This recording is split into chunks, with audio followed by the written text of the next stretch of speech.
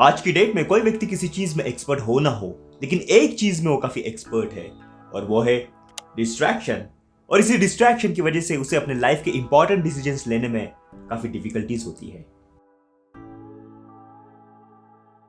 Hello friends, this is Anurag, founder of Columbia magazine, और आप सभी का मेरे यूट्यूब चैनल पर स्वागत है। When the child is born, जब कोई बच्चा पैदा होता है तब वो दो फियर्स के साथ पैदा होता है। Number 1, fear of falling down, और number 2, fear of loud noise, मतलब नीचे गिर जाने का और तेज आवाज का डर। और ये जितने भी बाकी के फियर्स है, जैसे fear of failure, fear of things, insecurities, ये सब बाहर की दुनिया उसके दिमाग में डालती है। और फियर के साथ साथ एक और चीज वो बचपन से ही सीखते जाता है, और वो है डिस्ट्रैक्शन। आपने देखा होगा कि जब कोई बच्चा रोता है तब उसका माइंड डाइवर्ट करने के लिए उसे खिलौनों से डिस्ट्रैक्ट किया जाता है। और जैसे जैसे वो बच्चा बड़ा होने लगता है, यदि वो किसी चीजों से मना कर देता है तो उसे किसी न किसी चीजों से डिस्ट्रैक्ट किया जाता है।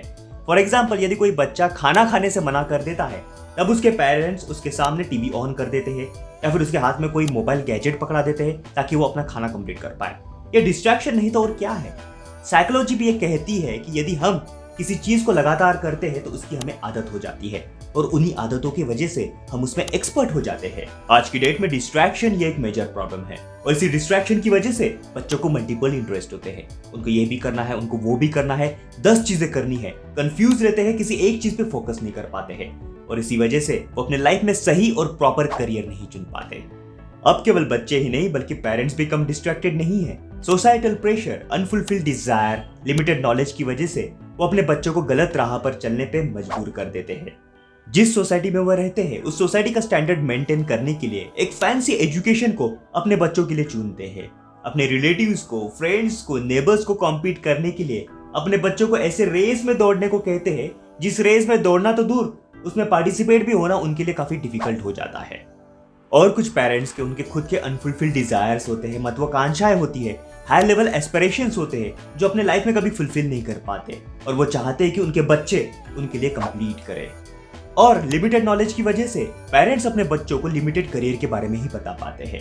जैसे मैंने अपने लास्ट करियर वीडियो में आपको बताया था कि 20,000 से भी ज्यादा ऑक्यूपेशंस है, लेकिन अब भी parents doctor, engineer, architect, lawyer, CA जैसे 20-25 ऑक्यूपेशंस में ही अटके हुए हैं।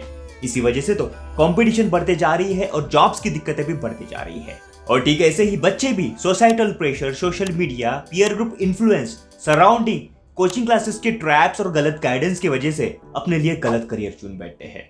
और इन सबसे भी ज्यादा डेंजरस तरीका है जो आज के डेट में बच्चों को काफी डिस्ट्रैक्ट करता है, और वो है फॉलोइंग ट्रेंड। मतलब मार्केट में क्या चल रहा है। यदि मार्केट में कोडिंग चल रहा है तो चला हर बच्चा कोडिंग में अपना करियर बनाने में। यदि मार्केट में क्रिप्टो करेंसीज और ब्लॉकचेन टेक्नोलॉजी चल रही है, काफी प्रचलित है, तो चला हर बच्चा क्रिप्टो करेंसीज में, ब्लॉकचेन टेक्नोलॉजी में अपना करियर बनाने में।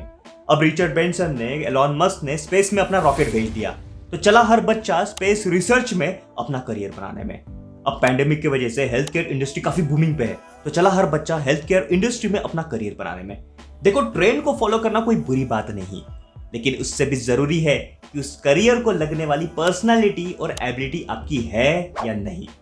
यदि हर कोई ट्रेंड फॉलो करने लगेगा तो ऑब्वियसली उसमें कंपटीशन बढ़ती जाएगी और जॉब्स की दिक्कतें भी बढ़ती जाएगी।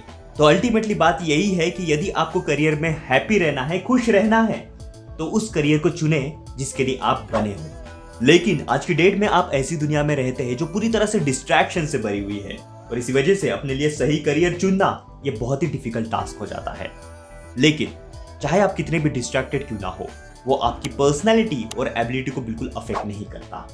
और करियर चुनने का सबसे सही तरीका है नो योरसेल्फ, मतलब अपनी पर्सनैलिटी को, एबिलिटी को समझना बहुत जरूरी है।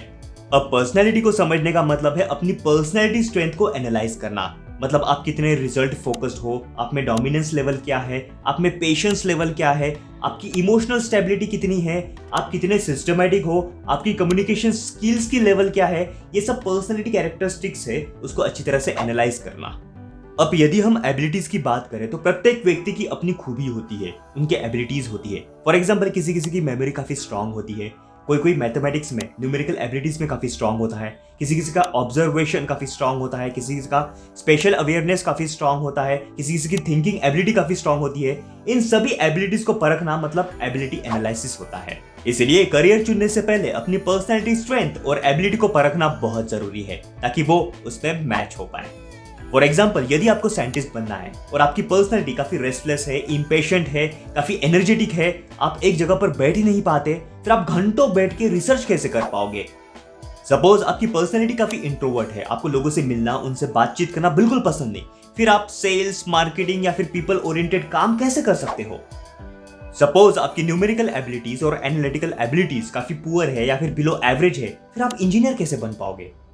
अब इन सब के बाद आता है आपका इंटरेस्ट। मल्टीपल इंटरेस्ट में से किस इंटरेस्ट को चुन के अपने लिए करियर बनाया जाए, इस टॉपिक पर सेपरेटली मैं आने वाले दिनों में एक वीडियो अपलोड करने जा रहा हूं। तो मेरा कहना यही है कि इस डिस्ट्रैक्शन की दुनिया में अपने आप को खो मत देना, अपनी एबिलिटीज को, अपनी पर्सनैलिटी स्ट्रेंथ्स को समझने की कोशिश करें। यदि ना समझ आए तो किसी करियर काउंसलर की जरूर मदद ले, और इस बेसिस पे करियर चुनना will always be a right decision. और यदि आपको करियर रिलेटेड और भी कोई दिक्कत है तो कमेंट सेक्शन में प्लीज मेंशन करें, मैं उस टॉपिक पे वीडियो जरूर बनाऊंगा। तो मिलते हैं अगले वीडियो में, तब तक के लिए अपना ख्याल रखें, खुश रहे, स्वस्थ रहे, एंड ऑलवेज कीप स्माइलिंग।